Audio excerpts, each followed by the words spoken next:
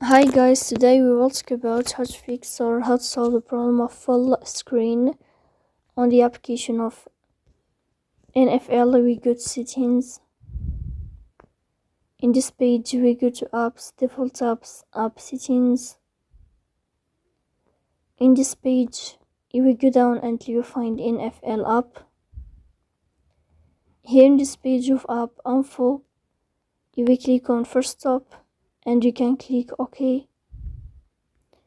Here you will enter to the window of storage.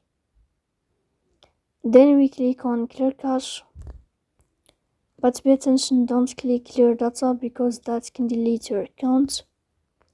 Here we go to Play Store.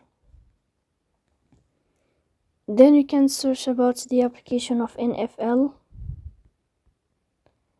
Then you can update your app if you find update here, so please don't